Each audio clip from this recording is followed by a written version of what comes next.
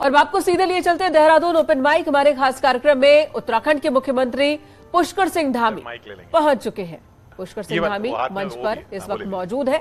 बस कुछ ही पलों में सवाल जवाब का सिलसिला शुरू होगा। अपने आप में बेहद खास तरह का ये प्रोग्राम जहां पर कई सवाल। बहुत धन्यवाद आपका। नमस्कार सभी को, प्रणाम। आपके बारे में बहुत बड़े नेता ने कहा था कि ये फ्लावर नहीं फायर है, तो ये फ्लावर से फायर बनने की कहानी क्या है?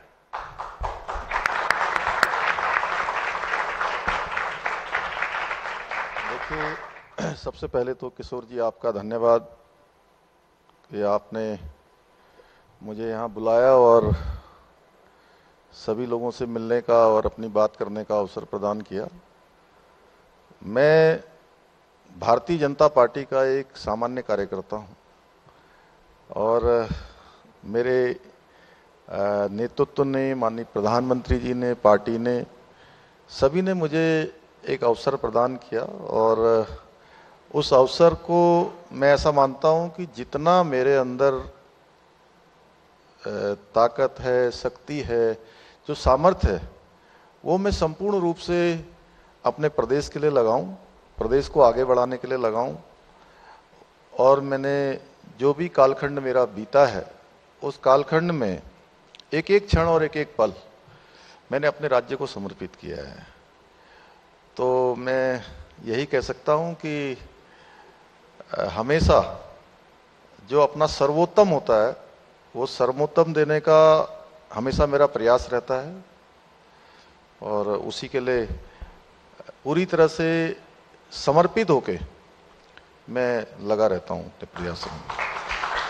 फ्लावर से फायर के सफर की सर बात यहाँ पर हो रही है। आपके लिए तो आप जिससे भी मिलते हैं, हर किसी का यही कहना होता है कि आप बहुत सौम्य है, सॉफ्ट स्पोकन है, तो ये तो फ्लावर की क्वालिटीज होती हैं। नहीं, जहाँ पर देखिए ऐसा है कि जहाँ सौम्य होना है वहाँ पर हम सौम्य रहते हैं और ये हमारे संस्कार हैं कि हमेशा सभी से अच्छे से रहना है, अच्छा व्यवहार करना है। और ये हमारी भारतीय संस्कृति भी कहती है कि सभी को सम्मान देना है, सबके साथ बहुत बच्चों की तरह व्यवहार करना है। लेकिन जब डिसीजन लेने हैं, राज्य के हित में डिसीजन लेने हैं, समाज के हित में डिसीजन लेने हैं, भविष्य के लिए कोई डिसीजन लेने, तो उसमें फायर बनने में भी कोई दिक्कत नहीं है। आपको गुस्सा आता है? नहीं, बहुत कम। और जब आता है तो क्या करते हैं आप? नहीं, जब मुझे गुस्सा आता है तो मैं अपना काम और तेज करता हूँ। आपने कहा कि ये संस्कार है आपके कि सौम्य बन के रहते हैं, जहां जरूरत होती है वहां फायर वाली क्वालिटीज भी आती हैं। लेकिन ये वही दौर है, चुनाव का मौसम जैसे नजदीक आता है तो जहरीला सांप जैसे बयान भी सामने आने लगते हैं। आपको क्या लगता है, चुनाव जीतने के लिए ऐसे बयान देने की जरूरत है क्या? नहीं, मैंने तो कभी भी ऐसा बयान कोई दिया नहीं। और जिन लोगों ने दिया है, देखिए, आज देश के अंदर मैं कहूं कि एक तरह का जो जागरण हुआ है, यानी कि जो लोगों के अंदर जागृति आई है, एक नया संस्कार डेवलप हुआ है, उसमें लोग काम को देखते हैं, लोग विश्वास पर वोट करते हैं। और वो उत्तराखंड में भी हुआ पिछले चुनाव में।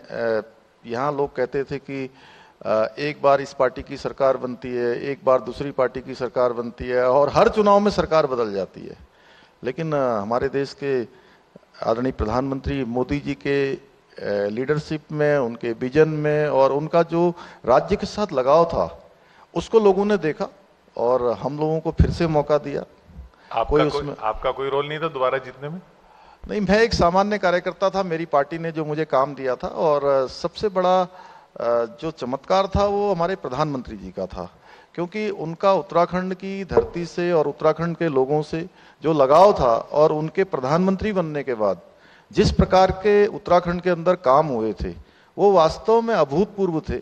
और इसीलिए जनता ने सारा मिथक तोड़ा और नया इतिहास बनाया, फिर से हमको सेवा करने का अवसर प्रदान किया। धामी जी, काम अभूतपूर्व थे, बहुत से वादे भी अभूतपूर्व थे, यूनिफॉर्म सिविल कोड, उत्तराखंड में क्या जरूरत है? देखिए, हमने जो भी वायदे किए हैं, एक तो मैं आपके आज इस शो से, यहाँ से मैं सबसे कहना चाहता हूँ कि जो भी हमने वायदे किए हैं जो भी हमने संकल्प लिए हैं, हम एक एक संकल्प को पूरा करेंगे और उसमें से यूनिफॉर्म सिविल कोड भी हमारा संकल्प है। और इस संकल्प पर उत्तराखंड की देवतुल्य जनता ने इस आम चुनाव से पहले अपना मैंडेट दिया है। और आप कह रही हैं क्या जरूरत है उत्तराखंड में? इसलिए जरूरत है कि उत्तराखंड धर्म, अध्यात्म, संस्कृति का केंद्र है और ये दो अंतर्राष्ट्रीय सीमाओं से लगा हुआ प्रदेश है। गंगा का प्रदेश, यमुना का प्रदेश, हमारे देवी देवताओं का देवभूमि।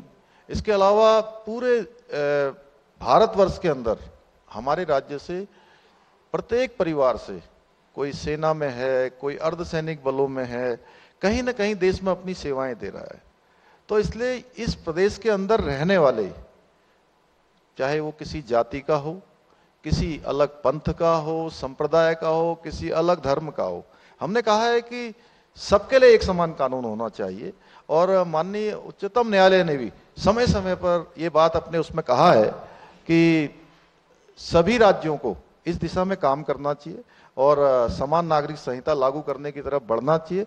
हम इस दिशा में आगे बढ़ गए हैं। हमने कमेटी का हमने आज से 1 साल पहले इसके लिए हमने कमेटी गठित की थी और कमेटी ने काफ़ी सारा काम कर लिया है। स्टेक होल्डरों से भी बात कर ली है, लगातार जनता के बीच में जाकर भी उनके भी मत ले लिए हैं, सबके सुझाव भी ले लिए हैं।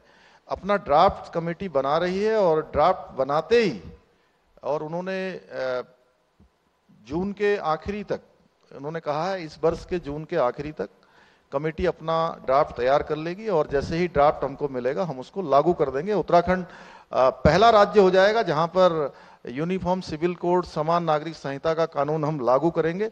और मैं आपके आज इस मंच से ये भी कहना चाहता हूं कि हम तो इसको लागू करेंगे ही, देवभूमि है, देश के अन्य राज्यों से भी हमारी अपेक्षा है वो भी इसको लागू करें।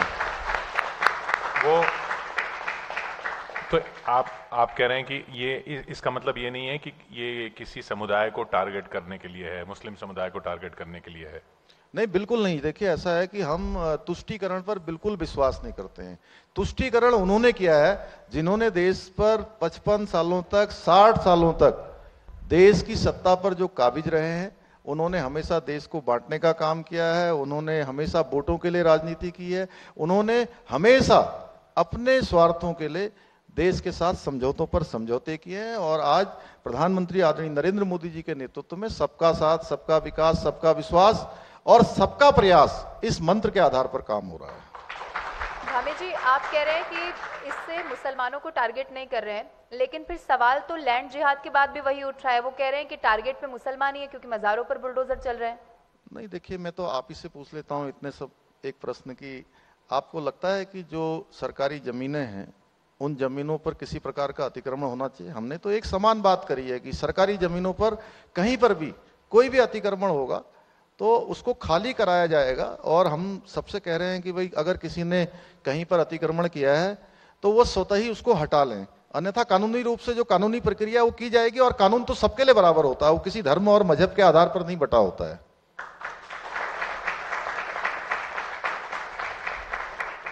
चुनौती आपके सामने, आपने कहा कि हम ये चुनौती स्वीकार करते हैं कि 2025 में उत्तराखंड को सबसे नंबर 1 राज्य बनाएंगे, लेकिन वो चुनौतियां आपकी खत्म होती नहीं है। आए एकदम से चुनाव हो गया, फिर अब ये वाला साल है, उससे पहले कोविड की चुनौती के बाद वो चुनाव हुआ था, अब अगला फिर लोकसभा चुनाव है, तो और वहां पर 5-0 आपको फिर से करके दिखाना है।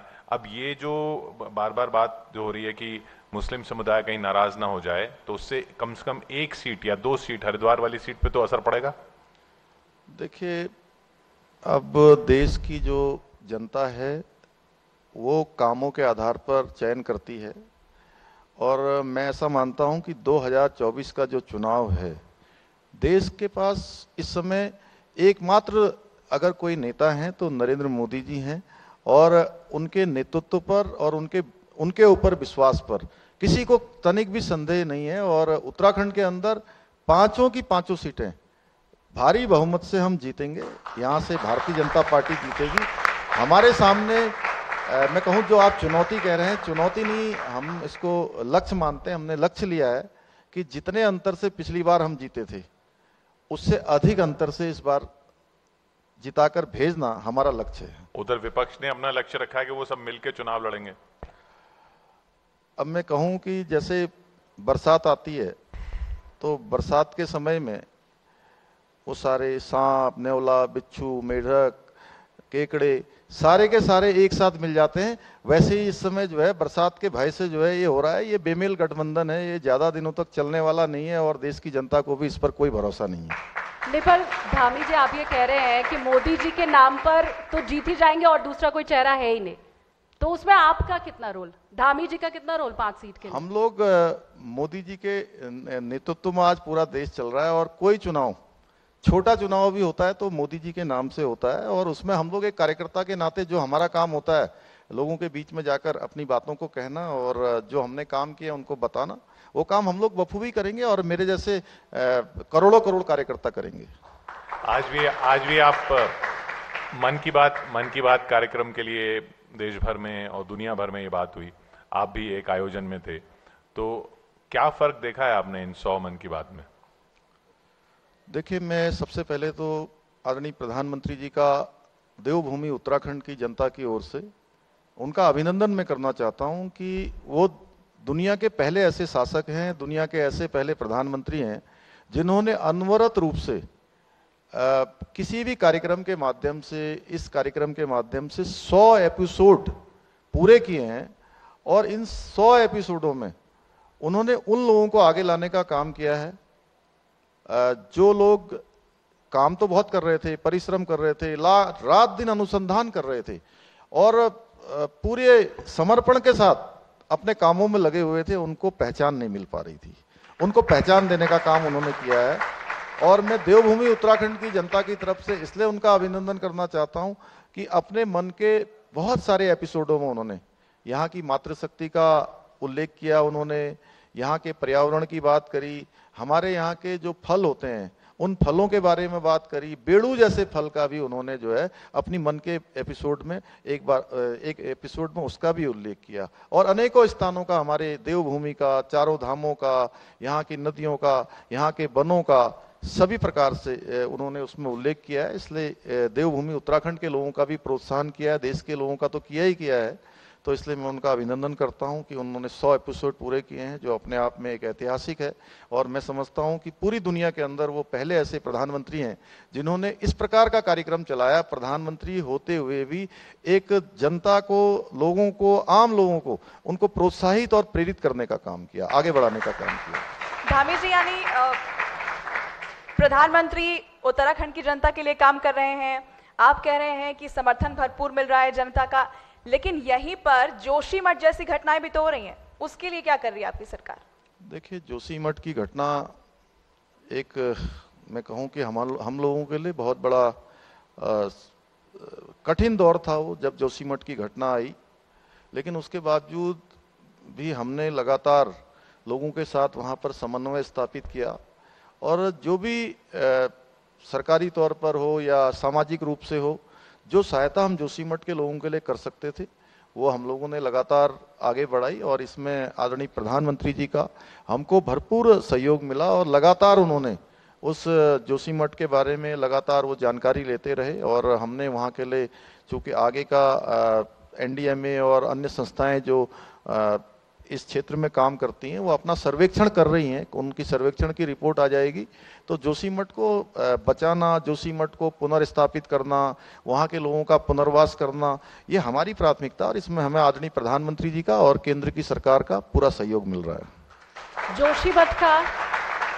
जोशीमठ का जिक्र इसलिए भी क्योंकि बद्रीनाथ जब जाते हैं तो ये एक अहम पड़ाव होता है, पूरे देश से वहां पर श्रद्धालु पहुंचते हैं और इसी के साथ चारधाम यात्रा के लिए भी देखिए बड़ी संख्या में, छोटा सा राज्य है, ज्यादा श्रद्धालु पहुंचते हैं। अब रोक सकते नहीं है लोगों को, नहीं तो रोजगार छिन जाएगा और अगर छोड़ दिया तो छोटा सा राज्य और इतने श्रद्धालु नहीं। देखिए, एक पूरे उस समय में जब जोशीमठ की घटना हुई थी, आपने बहुत अच्छा प्रश्न किया, जोशीमठ की घटना के बाद पूरे देशवासियों के मन में एक प्रकार से संशय पैदा हो गया था, संदेह की स्थिति पैदा हो गई थी और कुछ उसको ज्यादा बड़ा चढ़ा कर भी दिखाया गया।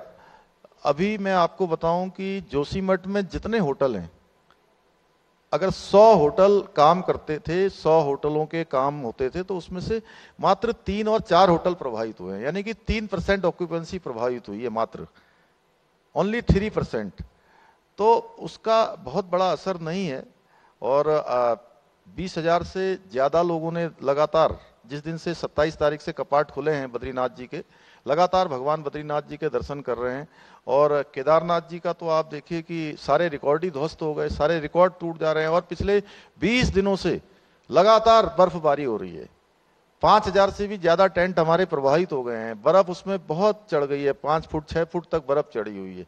लेकिन उसके बावजूद भी जो आस्था है, जो श्रद्धा है लोगों की, प्रकृति भी उसको रोक नहीं पा रही है। और हम लोगों से अपील भी कर रहे हैं कि आप मौसम की जानकारी पहले कर लें, उसके बाद ही अपनी यात्रा करें, क्योंकि ये यात्रा बहुत कठिन है और बहुत हिमाच्छादित क्षेत्र में है, दुर्गम है, भौगोलिक परिस्थितियां कठिन है। लेकिन उसके बाद भी आस्था का दौर है, लोग आ रहे हैं। हमारा प्रयास है कि आने वाले सभी यात्रियों की, सभी श्रद्धालुओं की यात्रा सरल हो, अच्छी हो, उनकी कोई कठिनाई उनको न हो, उस पर हम लोग पूरा ध्यान दे रहे हैं।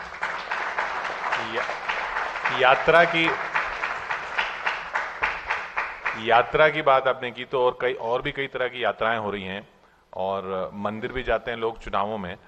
राहुल गांधी को आप इस यात्रा में इनवाइट करेंगे, चारधाम यात्रा में? देखिए, ये भगवान का जो स्थान है, बाबा केदार का स्थान, बाबा बद्री विशाल का स्थान, हमारे अन्य देव स्थान, यमुनोत्री हो, गंगोत्री हो, ये केदार खंड हो, उधर मानस खंड, बाबा शिव की भूमि कैलाश मानसरोवर हो, यहाँ किसी को आमंत्रित करने की आवश्यकता नहीं पड़ती है किशोर भाई। यहाँ तो भगवान जिसको चाहते हैं उसको बुला लेते हैं। वो भी आएंगे तो उनका भी स्वागत है। क्योंकि वो मंदिर भी जाते हैं ना, चुनाव में तो दिखते भी हैं जाते हुए। नहीं, देवभूमि में सबके लिए दरवाजे खुले हुए हैं और सभी को आना चाहिए, भगवान के दर्शन करने चाहिए। धामी जी, इन दिनों एक चर्चा हो रही है पर्दों की, लाखों रुपए के पर्दे मिल रहे हैं। आपके आवास में पर्दों की कीमत कितनी है? पता नहीं, मैंने तो देखे नहीं कभी। और हमारे यहाँ तो पुराने ही सब पर्दे हैं, कोई ऐसा नया तो कुछ लगाया नहीं हमने। नया नहीं लगाया। लेकिन आप क्या सोचते हैं, क्या मानते हैं, किसी सीएम को उनके आवास पर लगे पर्दों की कीमत से क्या जज करना सही है? देखिए, चूंकि हम जनता के प्रतिनिधि हैं और जनता का जो प्रतिनिधि है उसको सही मायने में जैसी जनता है, उनका नेतृत्व, यानी उनका लीडर, उनका नेतृत्व, उनका प्रतिनिधि उन्हीं की तरह होना चाहिए। और अगर जनता इतने पर्दे अपने घरों में लगा सकती है तो जरूर लगाना चाहिए।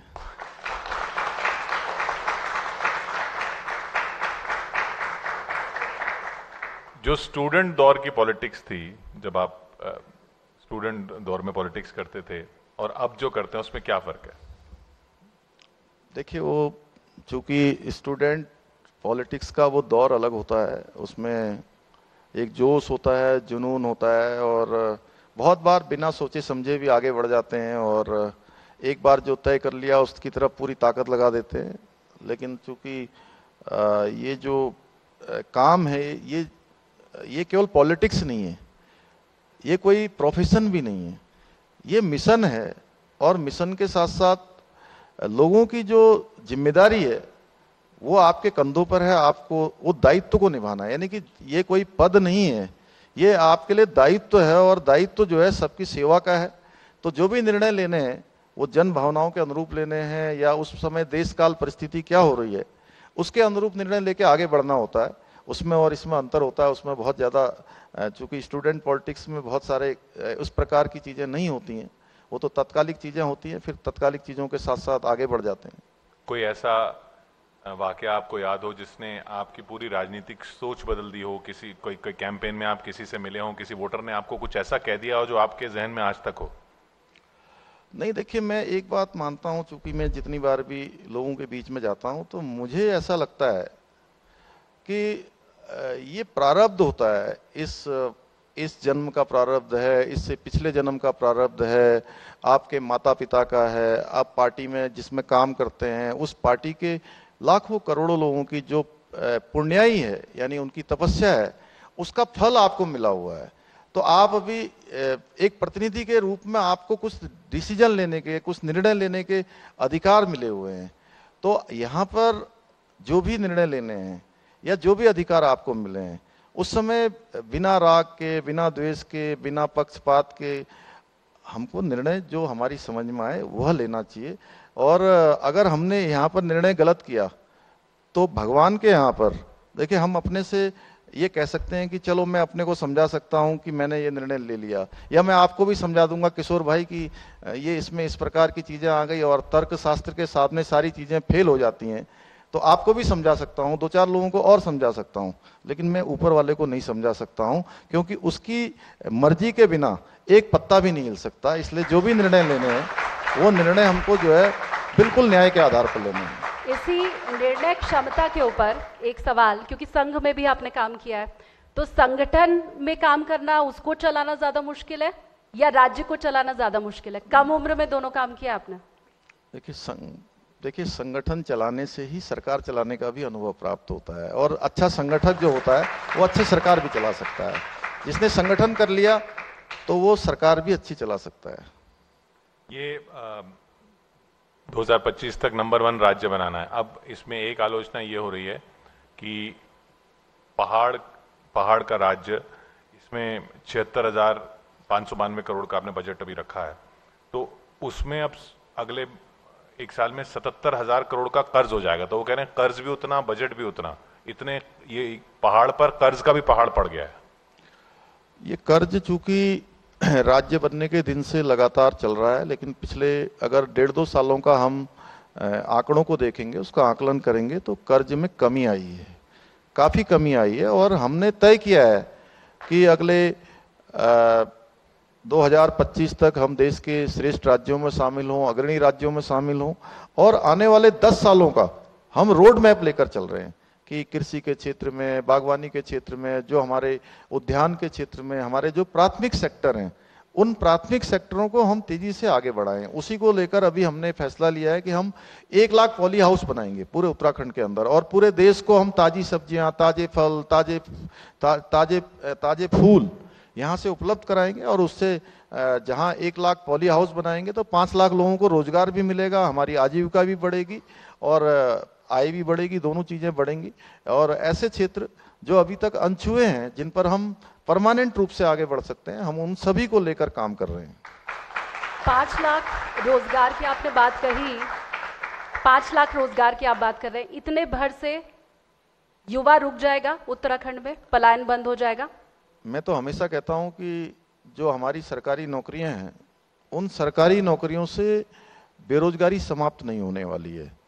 और हम अपने इस प्रकार के उपक्रम करना चाहते हैं, सरकार के जो काम है वो इस प्रकार के लोगों को प्रोत्साहित करना चाहते हैं कि वो लोग सेल्फ एम्प्लॉयमेंट, यानी कि स्वरोजगार की ओर बढ़े, स्वरोजगार की ओर बढ़े, अपना रोजगार करें, और अपने रोजगार के साथ साथ जहां वो अपने को रोजगार देने का काम करेंगे, अपने साथ साथ अन्य लोगों को भी रोजगार देने का काम करेंगे। और हमारे युवा वो रोजगार मांगने वाले न बने, आने वाले समय में वो रोजगार देने वाले बने। हम इस थीम पर काम कर रहे हैं। एक कोशिश जो आपकी अभी दिखी, आप अश्विनी वैष्णव जी से भी मिले, कि उत्तराखंड में रेल नेटवर्क का और विस्तार हो, क्योंकि जो एक बड़ा काम हुआ अंग्रेजों के जमाने में हुआ, उसके बाद फिर धीमी गति पे उत्तराखंड में रेल नेटवर्क चला गया, उसके बाद थोड़ी सी और बढ़त आई, लेकिन वो उस तरह से नहीं है जितना विदेशों में, पहाड़ी राज्यों में होता है। देखिए अभी रेल के क्षेत्र में तेजी से यहाँ विकास हो रहा है। मैं हमारे देश के यशस्वी प्रधानमंत्री आदरणीय मोदी जी का धन्यवाद करता हूँ कि हमारे यहाँ पर उन्होंने ऋषिकेश से कर्णप्रयाग जो रेल लाइन है उसके काम को तेजी से आगे बढ़ाया है। और कुछ ही सालों में हम लोग ऋषिकेश से कर्णप्रयाग तक की यात्रा, जो कि एक पूरे पहाड़ों में और टनलों में वो यात्रा होगी, वो काम लगभग हमारा पूरा होने वाला है। आने वाले समय में हमारा टनकपुर से बागेश्वर रेल लाइन, उसका भी ब्रॉडगेज का सर्वे का काम प्रारंभ होने वाला है, वहाँ भी ट्रेन जाएगी। इसी प्रकार से गंगोत्री तक की, इसी प्रकार से देहरादून तक आने वाली दोहरी लाइन की हम लोगों ने मांग की है। दिल्ली जाने के लिए और ट्रेनों की बात की है। हल्द्वानी से दिल्ली जाने का जो समय ज़्यादा लगता है उसके लिए भी हमने बात करी है। देहरादून से लेकर टनकपुर जो कि हमारा सीमांत क्षेत्र है, माँ पूर्णागिरी का एक उत्तर भारत का बहुत बड़ा केंद्र है वहाँ पर, और 35-40 लाख प्रत्येक वर्ष श्रद्धालु वहाँ आते हैं। तो उन स्थानों से भी, दिल्ली के लिए भी, देहरादून के लिए भी, और यात्रा सीजन में 2 ट्रेनें अश्विनी वैष्णव जी ने, रेल मंत्री जी ने चलाई हैं। मैं उनका धन्यवाद करना चाहता हूं कि मथुरा से और कासगंज एटा होते हुए उन्होंने ट्रेन हमको दी है, और भी हमने उनसे ट्रेनों की बात करी है। वंदे भारत एक्सप्रेस के लिए भी मैंने उनसे अनुरोध किया है। तो आने वाले समय में ये हमारा नेटवर्क मजबूत होगा। इसी प्रकार से किच्छा से खटीमा रेल लाइन जो काफ़ी समय से अवेटेड है, प्रतीक्षारत है, उसके लिए भी उन्होंने कहा है कि अब चूंकि इसमें एक क्लॉज यह भी है कि राज्य और केंद्र बराबर के हिस्सेदार होते हैं, तो हमने उनको कहा कि हमारे राज्य के उतने संसाधन नहीं है, जैसा अभी आप ही ने कहा इतना हमारे ऊपर कर्जा है पहले से, तो हमने कहा कि केंद्र को इसको वहन करना चाहिए। तो उन्होंने उस पर भी मुझे सहमति दी है। तो मैं आज इस कार्यक्रम के माध्यम से उनका भी धन्यवाद करता हूँ, आदरणीय प्रधानमंत्री जी का भी धन्यवाद करता हूँ। धामी जी, उत्तराखंड में विकास हो रहा है उसकी बात आपने करी, लेकिन चुनौती की और सवालों की भी बात करें अगर, तो पुनर्वास को लेकर भी सवाल उठते रहे। 400 से ऊपर ऐसे परिवार है जो पुनर्वास की बाट जो रहे हैं, उनके लिए क्या कर रही है सरकार? नहीं, सभी को पुनर्वासित करने के लिए हम लगातार प्रयास कर रहे हैं। टिहरी डैम बना है, टिहरी डैम में बहुत सारे लोगों का पुनर्वास हुआ है, सभी को दूसरे स्थान मिले हैं, और जिस प्रकार से उन्होंने बात करी है उसी प्रकार का जोशीमठ में भी अभी हमने जो CPWD के रेट हैं उन रेटों के आधार पर तमाम सारे लोगों को, जो जितने भी परिवार उसकी जद में आए हैं, सभी को हमने पुनर्वासित करने के लिए या उनको सहायता देने का हमने काम किया है। ठीक है धामी जी, एक सवाल यहाँ पर ये भी है कि जब लोगों की समस्याएं सुनने की बात आती है तो आपको सबने अलग अंदाज में भी देखा है। आप कभी राफ्टिंग पर जाते हैं, कभी सैर पर निकलते हैं, चाय पीते हुए भी लोगों से चर्चा करते हुए देखा है। आपको लगता है कि ये तरीका बिल्कुल उनसे जुड़ाव का हो जाता है, उनकी समस्याएं भी सुन लेते हैं और फिर समाधान पर भी काम हो जाता है? देखिए, मैं इस बात बहुत अच्छी तरह से मानता भी हूँ और जानता भी हूँ, और मैंने अभी थोड़ी देर पहले कहा कि जो लीडर है या जो प्रतिनिधि है उनको उन्हीं की तरह होना चाहिए, और उनको लगना चाहिए कि अपनों का जो नेतृत्व है उनके अपनों के बीच से हो रहा है। इसलिए जो काम हम कर सकते हैं, राफ्टिंग में इसलिए करने गया कि अभी तक लोग केवल ऋषिकेश में राफ्टिंग करते थे, उन्होंने दूसरा स्थान नहीं देखा था। महाकाली नदी पर टनकपुर जो माँ पूर्णागिरी का स्थान है, शारदा नदी आगे बन जाती है उसी की, महाकाली नदी पर बहुत बड़ा लंबा 12-13 किलोमीटर का ट्रैक है, और उस पर जो है मैंने खुद 12 किलोमीटर का जो है वहां पर राफ्ट किया, और मैं तो कहूंगा कि ये कार्यक्रम आपका अगर वहां पर होता तो बहुत अच्छा होता। हमने कोशिश की थी वहां करने। और धामी जी, कैसे लोगों की समस्याओं का समाधान हो रहा है, इसके सर्वे भी आते रहते हैं, लेकिन एक सर्वे यहाँ पर जिसका मैं जिक्र करूंगी जो हाल ही में आया, जिसमें आपको मोस्ट हैंडसम CM का टैग दिया गया। इस पर मिसेस धामी ने क्या कहा? देखिए, टैग कोई भी मिले, आपको कुछ बना दिया जाए, कोई टैग दे दिया जाए, ये एक अच्छी बात है। मैं उन सबका धन्यवाद करता हूं जिन्होंने इस लायक मुझे समझा, लेकिन मैंने हमेशा इस बात के लिए काम नहीं किया कि आलोचना मिलेगी, कि इसमें समालोचना मिलेगी, कि इसमें मुझे बड़ाई मिलेगी। मैंने हमेशा इसलिए काम किया है कि मैं सबसे अच्छा कर पाऊं, अच्छे से अच्छा दे पाऊं और कुछ करके दिखा पाऊं। यानी कि बचपन से मैंने यही सोचा है कि मैं कुछ बनूं या न बनूं, लेकिन मैं कुछ करके दिखाऊं। नहीं, पर मिसेस धामी तो हैंडसम तो मानती है ना आपको?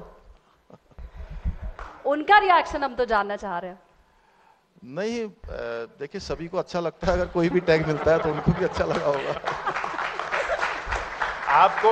आपको अगर चॉइस दी जाए कि आपको कौन सा टैग दिया जाए तो आप कौन सा टैग चूज करेंगे? नहीं, हमेशा हर व्यक्ति चाहता है कि वो जो काम कर रहा है उसको मान्यता मिले।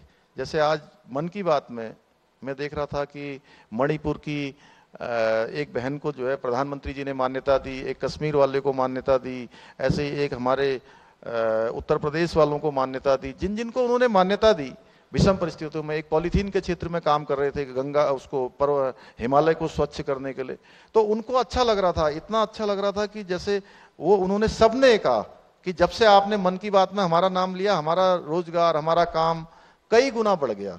यानी कि जो एक दो लोगों के साथ काम करते थे वो सैकड़ों लोगों के साथ काम कर रहे हैं। इसलिए कहीं ना कहीं काम को प्रोत्साहन भी देना चाहिए। और मैं आभारी हूं उत्तराखंड की देवतुल्य जनता का कि उन्होंने हमको इस आम चुनाव में छोटे से कार्यकाल में अपनी मान्यता भी दी, अपना प्रोत्साहन भी दिया, अपना आशीर्वाद दिया और फिर से हमको काम करने का अवसर प्रदान किया। बहुत बहुत शुक्रिया धामी जी हमारे साथ यहां जुड़ने के लिए। ओपन माइक में मुख्यमंत्री पुष्कर सिंह धामी।